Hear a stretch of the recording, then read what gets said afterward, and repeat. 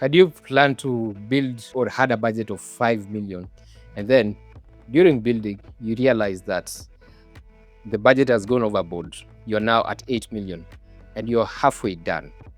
And then you think that it's the contractor who has stolen from you. Maybe he has really stolen from you, but in most cases, maybe not. Welcome to Built Environment Conversations. My name is Justice Kiprono. And my name is Engineer Zakayo Langat. And today, we're going to talk about why budgeting usually fails before even the building starts, or before you start with your construction. Now, engineer, people hear about estimate, budget, final costs. What's the difference really? Thank you very much. The budget has been a big issue in terms of built environments. Yes. And simply because there are things that budget is trying to respond to. But over the years, most of the clients want things a budget responds to hope.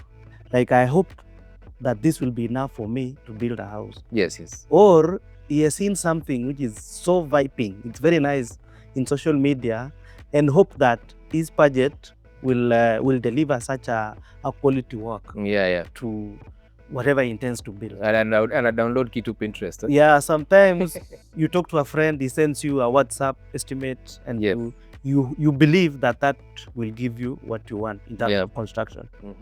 But constructions does not respond to that. It does not respond to hope. It does not respond to a fantasy. Yes. It responds to almost basically three items. A budget responds to measurements. Yeah. And responds to a design, a specific design. It responds to the location where you would want to develop your property. Yes. So that's what a budget responds to.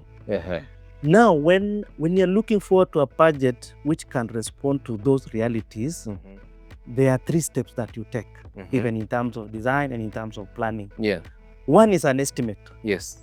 An estimate is whereby you look at the floor area, the square area, and based on some standards that have been developed over the years, you just multiply by that rate and get the cost.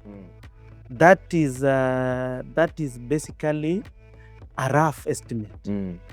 And there is a risk to that when a client takes it as the cost of construction. Yes. And the risk comes in because over the years it has been scientifically proven that you can either be plus 30% or minus 30% the actual budget. So that is an estimate. An estimate is a very rough value of your construction. Then it comes to now what we call a budget now. Yeah. So that we don't, confuse these things. When you have an estimate, it's very rough. A budget now responds to all those perspectives whereby there is a design. Yes. Where the architect has done his designs, his input and all that, and even his finishes, what they want to do. And then there is, within that budget, there's a bill of quantities. Yeah. Where it has quantified every item from windows, from doors, from columns, beams and all that, that will go into your construction. Yes. And then from there, it will have also factored in what you call contingencies. Because you know, when you go to the ground, there are some things that are unforeseen changes. It comes in a contingency about 5 to 10%. And also that budget, because you want to really capture everything. Yes. The budget also speaks to professional fees. Because there's a professional fee where now you will need as a support to your designs and all that. Yes. That budget still will have factored in the statutory approval fees. So that is where a budget comes in. So far, you are now almost ready to start the works. You can say, I'm ready to go to site if all those elements has been factored in your costing for the project. Okay. Okay. Up to there, we now go to like the final cost. Yes. Because we are trying to look at estimates, budget and final cost. Yes. So there are some realities that do happen during construction. Mm. Maybe along the way, you feel that there are some changes that comes in which are very necessary, although we don't encourage changes during implementation. Yes, yes. So the final cost will have factored in any fluctuations in the market, the changes in the cost of material, Exactly. the changes in the quality of the finish along the way. The final cost will have factored in all that, and now the client will be able to appreciate. So we have the estimate, you have the budget, and you have the final cost. Yeah, where there is a red flag in the estimate, because if the client treats it as actual cost of the construction, Yes. there is high possibility that they will not be able to finish the work. Okay, engineer, that's a really good one. It's a good explanation. But now, I think we would really be nice, or it will really be nice if we can understand well the dangers of rough figures or like estimates. Yeah, thank you. First of all, as we were talking about the estimates and budget and final cost, there's something that comes into my mind. Yeah, why does a budget fail? Yes. And in that case, we call it a budget has failed when it's either skyrockets to over 30%. Yes. Or even when it comes lower than 30%, in as much as it's a saving, yes, it's already a fail, because, for example, you are borrowing a loan, you borrowed more than what you need. Yeah. So you are forced to pay back at a higher rate, at a higher interest rate, more than what you needed. Yes. So basically, a budget fails because of doing a budget without drawings, no soil investigations, and then there's no cost plan. Yeah. So now the rough figures that you tend to find when you don't have that information, and it will make your budget a failure, is because, one, for example, when there is no soil type investigations. Yes. When you talk about soil type investigation, you are talking about whether there is a rock formation, whether there is a soft soil formation. That is, first of all, in terms of excavation. Yes, yes. Their rates for the works are varied. So you realize that if it costs you X to excavate on soft soil, yes, let's make that X to be 400 shillings. Yes. The cost now, and if it goes to hard rock, it can go to 8 times that. Yes. So the worst case scenario is whereby you didn't have an information about the soil formation. Yes. In your budget, you've budgeted for soil. And then when you go to site, you realize that it is rock formation. Yeah, yeah. So in your budget, you had 400. Yes. Now you go to site, times 8 times is 3,200. 3,200. Yes. So your budget has failed by almost 8x. 8 times 8x is what percentage? Yeah, you can do around percentage. Yeah. Like almost 400%. Yes. So that is a challenge that we find when you don't have that information when you're doing your budget. Another information is structural load requirements. Tunasema structural means whereby ujue unahitaji column, unahitaji foundation aina gani, which is determined by the soil information. Yes. Labda umechora na pad foundation, those are technical things that you find yourself in when you don't have the soil information. Yes. So for example, now if you realized you didn't need even a strict, or rather a raft foundation. You go to site and you realize you've budgeted for pad foundation. Yes. You get to site, now you need to do a raft foundation. A raft foundation. Yeah. That is almost more than 200% variation or increase in terms of your budget. Yes. So that, as we continue, that is the danger of a rough figures in your budget. Yeah.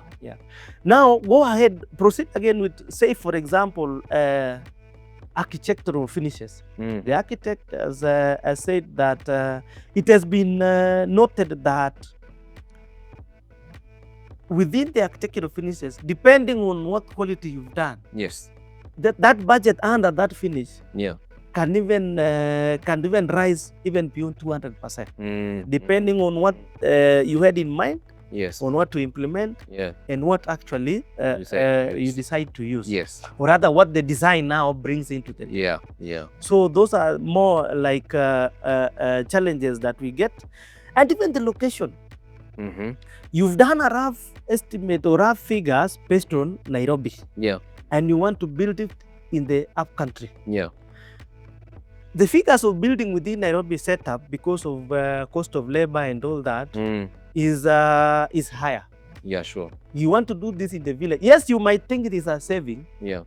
It's a difference of around 15%. You might think it's a saving, but actually, if you are borrowing loan and you borrow in excess of 15%, you will be caught in a scenario whereby you have excesses in your budget, but you're still owed by the bank or by the lender. Yes. Yeah. So those are the dangers of having a rough figure when it comes to the actual budget that you will have to use on. So at the end of the day, you will not be able to achieve what you wanted to do, yet you had thought that that budget would be enough. And that is where now the conflicts will come in. That's where now the conflict will come in. Another rough danger I was just thinking through is the market rate of the materials. Yes. It has been known to affect even up to 25% of the cost. Rise up to 25% when you don't get the market rates right. Yes. So basically, so in short, rough figures are dangerous because there's high probability of budget getting higher as you do the work without even changing the scope.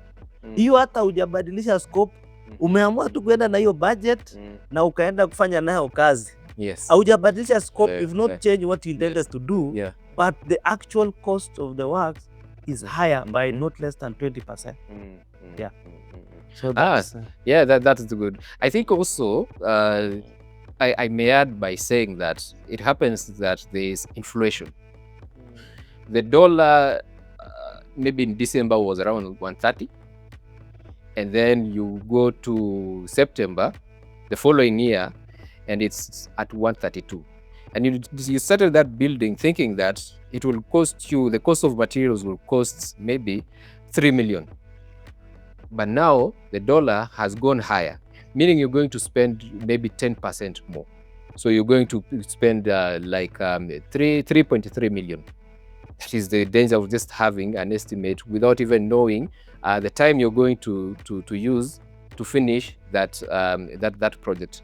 Now, engineer, I think we can now talk about someone who is very important in this.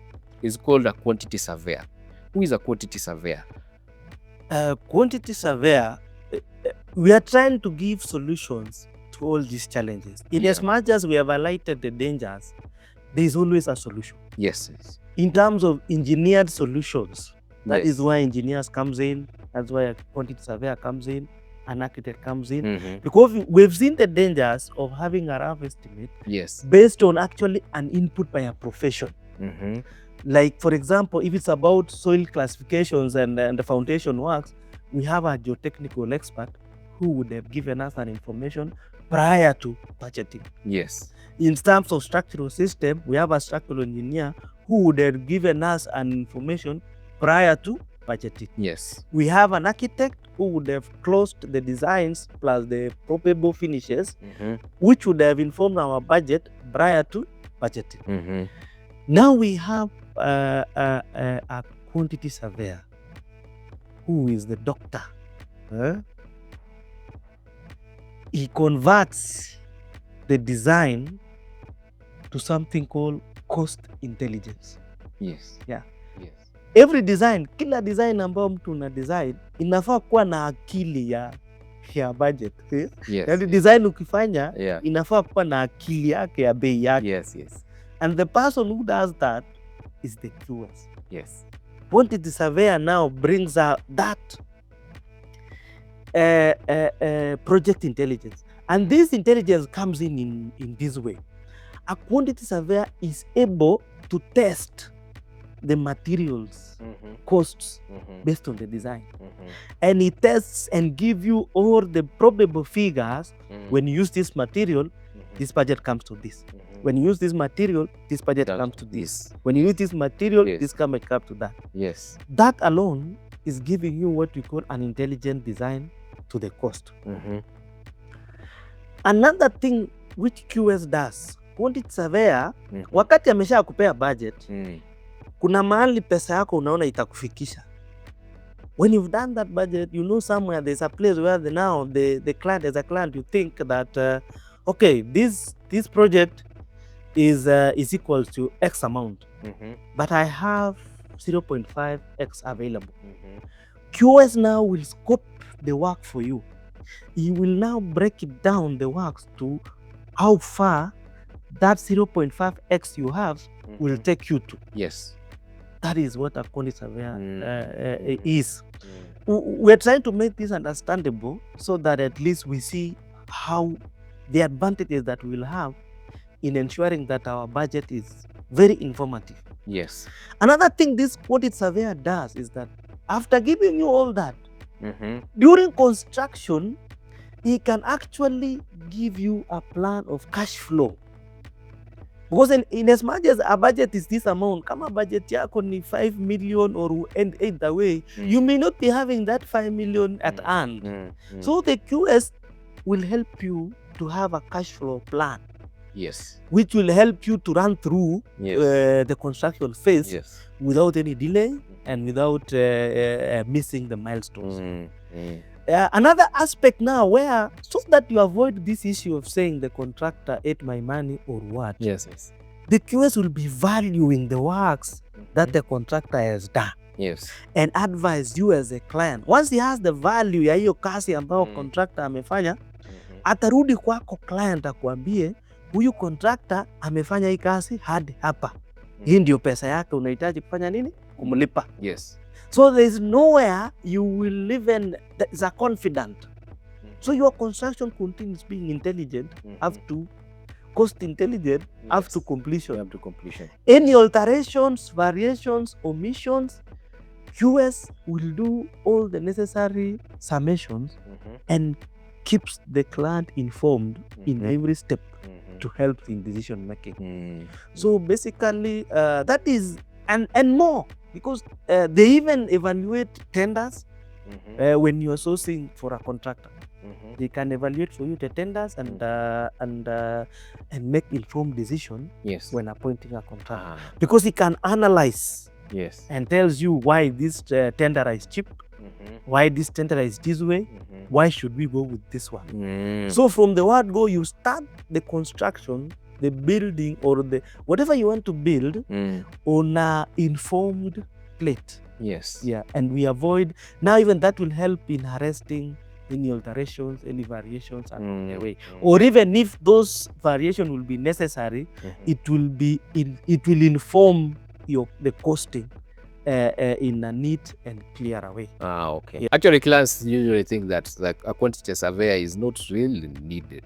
Anafikiriaga tu okay, as long as nimepata contractor anajua bei, anajua bei, si maisha yetu itaendelea, and then we go on building. But now another thing that I find is interesting with our clients, we love you, our clients. So you download a drawing from Pinterest and then come to us, unatuambia nataka hii, nataka ifanane na hii, ikae vizuri hivi. But now engineer, please educate us on materials versus the cost implications. That is very common, and even going to seeing a friend's house and you think that if I implement this, it will be a similar cost. But when we come to materials and cost implications, they've been confirmed variations that comes with material plus cost. We would want just to talk about 3 materials, like tiles. Tiles, they are basic tiles. And they are premium tiles. It has been known to cost a difference in cost by between 20% to 80%. That's the reality. So if you had not factored for premium in your budgeting, you are guaranteed of having an additional 80% under that item for the cost of implementation. Let alone that comes to wall finishes. There are examples of having a wall finish just a paint, and maybe what you saw in what you downloaded or what you implement is a stone finish or what do you call brick wall finish. Yes. It is known to vary the cost by over 200%. Yes. So that is how material can really change Mm-hmm. the cost of a Uh-huh. project. Uh-huh. Another thing is about fittings. There are basic fittings that are available within the market. Lakini kuna zingine mtu anasema I want to import from China some premium or import from Europe premium. It will change the cost Yes. by over 100%. Yes. So that is how we are really have to be conscious, material conscious, from design Yeah. to implementation. Yes. And when this cost creeps in, because the client sometimes you find that I really need to change this one. The client you need to be informed of what those proposal brings into the budget, and he needs accuracy. That's an interesting one, because clients usually think, okay, fine, I can import these materials from China, wacha nilete from China, but they really don't realize that at the end of the day, you are inflating the cost of building that house. You know why we are so concerned about the cost? Because some client out there might say, why do you have concern about what I spend on my project? Yes. Every shilling counts. It doesn't matter how much you have now that you're willing to spend even without planning it. At some stage in life, there are some things we do that you'll come back and say, why did I not plan this thing this way? I would be having this to do that. Yes. And that is obvious. Even planning your monthly salary, you do things and then we are here now that we try to bridge that gap and help our clients out there not to be informed of their budgets, not to it's bad when a project stalls because of budgeting. Yes. Yes, it's okay. Maybe you have free money, you can spend extra here and there. That would be fine. But if your project has to stop because of poor budgeting, that's a concern to your neighbor, even to us, even to your children, even to your friends. And it's a concern when you realize actually it's you who failed. You don't even know who to blame. You don't even know who to say sorry to. Yes. Yeah, I think that's the reality. And over time, when we've been designing and consulting for clients, we've realized that there are things that are hidden that bring the cost of the building or the structure to really go up. Things or like, even they are found to be ignored. Sure. But they are important in that budget. Very true. So something like county approvals, someone may think, okay, so it's just 40,000. It's just 100,000, or you don't know. You just think after getting your design, it's now time to build, but you need county approvals. And then another thing that is inflating costs is soil tests. Another thing is service connections, and even a perimeter wall. Did you know that you can spend over $1 million in doing a perimeter wall? You would think that it is some simple masonry stones, but it has a cost. It has a cost to it, exactly. And then there are other external works, and then things like cabro. You say, I want to pave my roads, or to pave my parking this way. And then you find that maybe you've spent another 50%. To wrap this up, I'll just say something simple, that budgets fail because planning is shallow. And if you're planning to build in Kenya, and you're in Kenya or you're in the diaspora, make sure that you talk to professionals about your budgeting. And as always, this is Built Environment Conversations, and I'm Justice Keprono. With me is Engineer Zakayo Langat. Guys, I need you to destroy that like button and subscribe so that you can get more of this. Thank you.